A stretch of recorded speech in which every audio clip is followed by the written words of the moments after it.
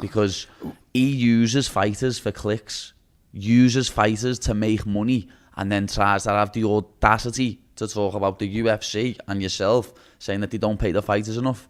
Get your dough out, Ariel. You know what I mean? Start paying people for these interviews, what you make thousands and thousands and thousands of pounds on.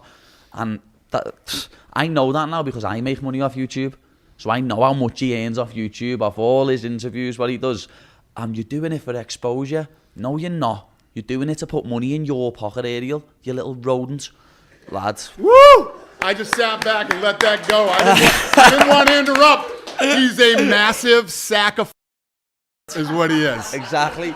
He's the biggest piece of all time. And I couldn't have said it better. He wanted, like, when I was in New York for the MSG card last year, he wanted me to do an interview with him.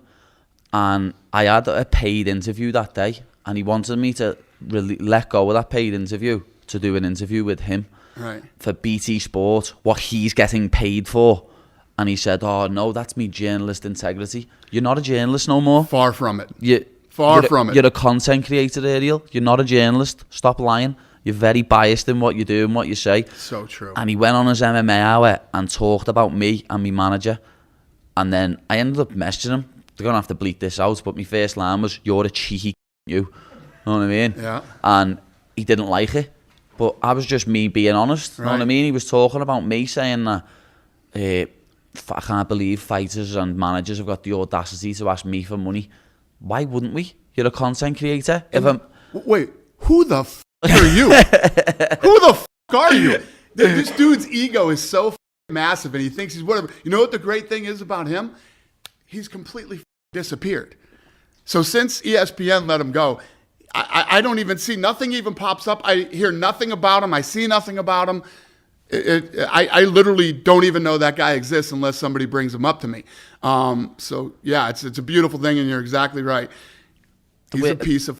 Yeah, he is. He's a maggot. Yeah. And the worst thing about him is he goes on all his interviews. Dad, he pisses me off. You know, he goes, I haven't got a horse in this race. Yeah, you have. It's called putting money in your pocket. You're the horse in this. You're the horse in this race, and he acts like he's fighters' friends. Oh yeah. Know what I mean? Like when I messaged him about that time, he was like, Paddy, the other week when your Instagram got disabled, I was the one sharing it for you. I was like, yeah, to suck me ass, so that the next time you ask for an interview, I'd do it for you. 100%. Know what I mean?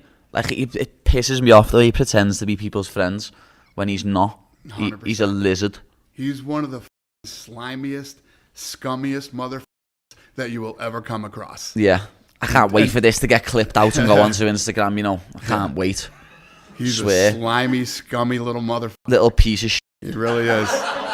Lads. He really is. I made up, I brought that up. This is the best podcast I've ever been on. I swear, I've just got to tell it how it is. I can't help it. Like as I said, oh my God, he gets like 6 figures a year. I got stories for days about that piece of shit.